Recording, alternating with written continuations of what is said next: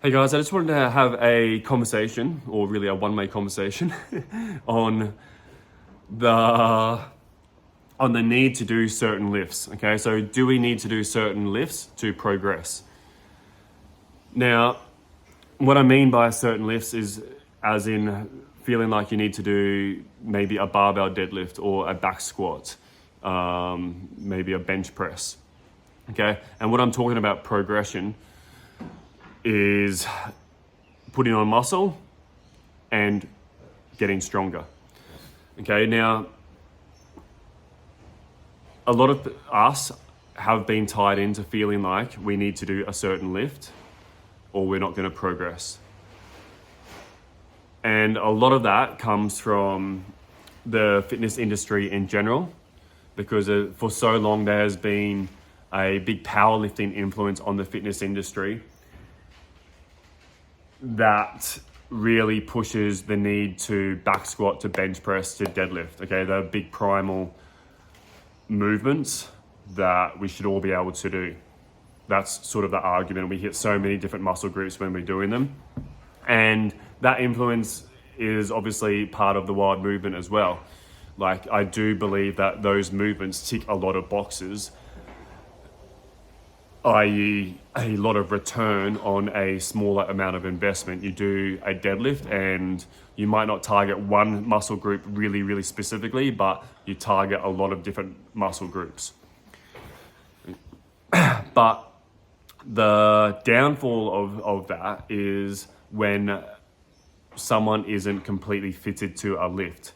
Maybe there's an injury, maybe it's just biomechanics. For example, I can barbell deadlift, but I feel, and my position looks so much better on a trap bar deadlift.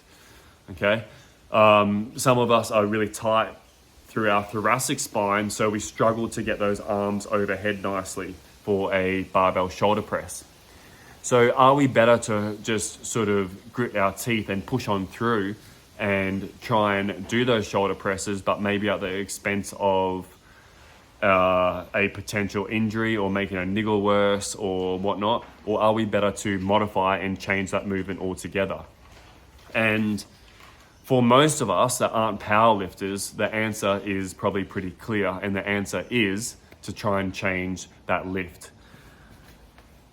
And a reason why, apart from the injury prevention side of things, is because your body literally does not know the difference between a lift. Okay, all it knows is the stimulus that is being placed on a muscle. How much is that muscle being placed into a stretch position, i.e. that end range of movement, and how many reps are you getting that are close to failure? Okay, that is going to be the thing that really determines your outcomes of hypertrophy, i.e. putting on muscle, or if you're training to preserve muscle, and or for strength as well. That's also what we want to focus on. How many reps are we getting placed upon that muscle? So I'm laughing at Taran in the background.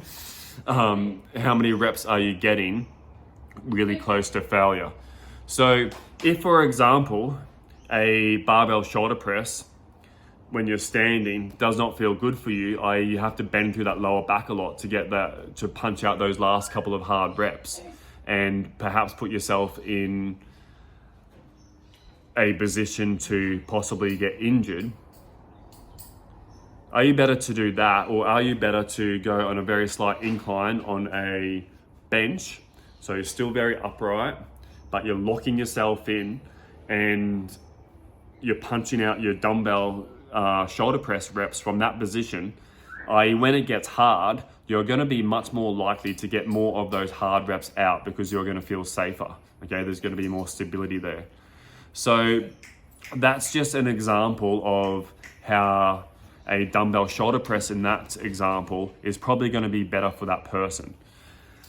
Okay, in terms of hypertrophy and in terms of getting stronger. So we are actually going to change some of the way that we do things in terms of setting of the movement standards, because I know some of you feel like for example, up on the wall, we have the standards of Big Bad Wolf and we have it for deadlift, but we don't have it for RDL, which is inherently probably a safer lift for a lot of people. But because we don't have a Big Bad Wolf standard for RDL, people feel like a deadlift is a better lift, is a higher on the hierarchy type of lift. But it's not, it's just a different lift. Okay, so we're gonna change some of our standards so you feel like you're not doing a lesser thing. And that's gonna be some movements around deadlift, some movements around squat.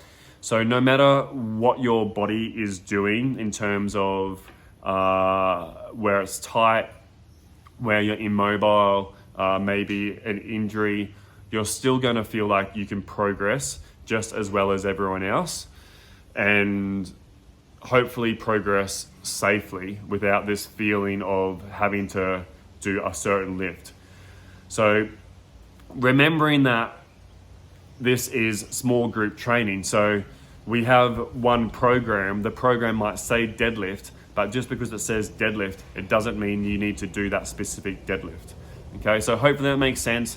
We're gonna be filtering more of this stuff out to you across the next weeks, leading up to Progress Week. And, talk to you more about whether a lift is suited to you or not. Most likely, if it doesn't feel great for you, but another variety does, then perhaps that other variety is best to do most of the time. Shoot us any questions that you have. I love this discussion. So yeah, happy to chat. See you soon.